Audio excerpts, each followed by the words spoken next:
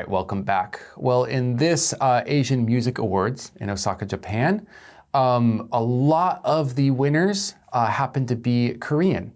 And so there was a Korean, I guess their host, a Korean host or MC who was going around doing interviews and talking a bunch to different people. Now, this person herself is quite praised during this event because she was able to speak in Japanese, Korean, and English through all of this. However, people noticed something that they didn't quite like. She was speaking in English too much. Although she is Korean and she's interviewing a Korean and they're responding in Korean, the questions were all in English. And so people were wondering, like, why is this happening? You know, obviously she's being maybe encouraged to say this or even told to say or to speak in English rather than Korean, probably because it's an international event. And that could be a reason of it as well. But people were kind of, you know, thinking if it's in Japan and most of the winners and the interviews are in Korean, why is there English being spoken and not like Japanese and Korean, right? Or just Korean in that case. So the controversy has been spread online and people are still debating it, wondering why this has happened. It does seem a little illogical. Yeah. No one's really criticizing her, which I'm glad, finally. Do not, it's like when your food is messed up and you yell at a server. They did nothing to your food. They didn't prepare it, they didn't cook it, they grabbed the plate and put it here. Don't yell at the server. All she was doing her job, yell at the people who you don't like how they told her to do her job. Do you think that the K-pop style has changed over the years? Like, what are these new kids on the block, you know, versus the trailblazers? Definitely. I remember one of my attempts at trying to understand K-pop was to get back to the roots, you know, look at some of the earliest, who were some of the first big stars in, you know, what we would call the pop industry, you know, going back to even the 1960s. The Kim sisters, you can find some of their stuff on YouTube. And I highly recommend this. They were amazing. They were multi-instrumentalists. They could sing and dance, and they were all gorgeous, and they could play the xylophone, the piano, depending on the song. They're always playing different instruments. Incredible. Oh. How many were there? Three, okay. And I think actually they weren't really sisters. They were just called the Kim sisters because they would dress them the same, like as if they were a family. But you compare that to modern K-pop where I don't see an instrument on stage, or very, very rarely. It's usually other people playing the instruments, and the modern pop stars are more focused on singing and dancing only. Yeah. And the TV shows and like the entertainment side. Yes. Or I guess the non-music entertainment side. Yes, making it into a whole little sketch lifestyle show. Yeah. Yeah, I was thinking musically how it's changed. I definitely saw a lot of like Western influence on the early stuff.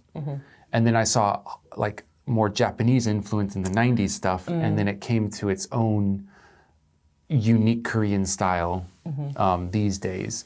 But I'm not into K-pop at all. So that was just literally me singing songs at noraebang at karaoke from before the 80s or around the 80s, around the 90s, and then around the 2000s. And I was like, oh, this is Western, that's Japanese, and that's more Korean style. Okay. Yeah. Well, I can get that. I think there was a period in the 90s when Japanese music was just having its moment internationally. I think even a lot of British artists were sort of influenced by particularly J-rock. Yeah, J-rock. The costumes. That's what I was thinking of. Especially the hair. The hair. The hair. Nothing beats 80s hair, but Japanese hair can... J-rock hair is another level, next level hair. What do you think of the event being hosted mostly in English? I just can't make sense of it because it's almost like you're trying to please everyone, but you end up pleasing no one. Because if the questions are being asked in English and the replies are coming in Korean, unless you can speak both languages, you can't understand part of this interview. Like I can't speak great Korean, so I would only understand the questions and not the answers. Yep. And if you're Korean and you can't speak English, then you only understand the answers, but you don't know what she just asked. Yeah. So you've got to pick a language and stick to it. Like, yeah. And if it is like a multilingual event, then just go by language groups. If it's Koreans that you're interview in Korean. The translators will just do Korean translate to Japanese or English. And then when you're speaking to Japanese people, do the Japanese. Yeah, it's like it can work like that as well. Make it make sense. Make it make sense, yeah. But I also, to play the devil's advocate, I know what they're going for. I feel like they're saying this is an international event and the international language is English. This is the language which is common between these countries. All Koreans don't speak Japanese. Japanese don't speak, other languages, whatever. Who else was in the thing? I think it said, but I forgot. The Chinese? Maybe, yeah. I think some but Filipinos. everyone has studied English. So maybe that was like what they're thinking, like, oh, if everyone studied English, let's do that. But I just think celebrate differences. Celebrate languages. I don't want any language in the world to die, especially because of my language. Like, I don't want English to die either. So I just keep language. Using them all. Yeah. Keep using them all. Like it. And when, just not all at the same time. It gets too confusing. Yeah. Exactly. Well, whenever we have universal translators and we can just speak our language and they hear theirs, then we can do whatever we want. But until that day, I don't know. Celebrate differences and make it make sense. Anyway, hopefully people will be able to look past the controversy and focus on the star-studded Who's Who event that the MNET concert was. Yeah, exactly. Have fun, right? Yes. Yeah. All right, well, let's go ahead and give a nod to these vocabulary words, study them, and we'll see you in the next one. Bye.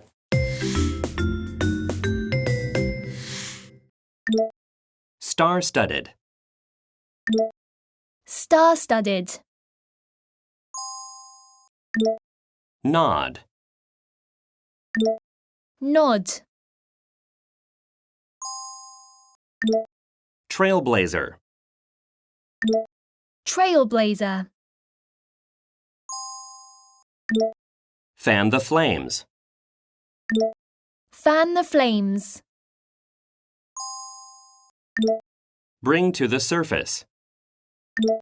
Bring to the surface.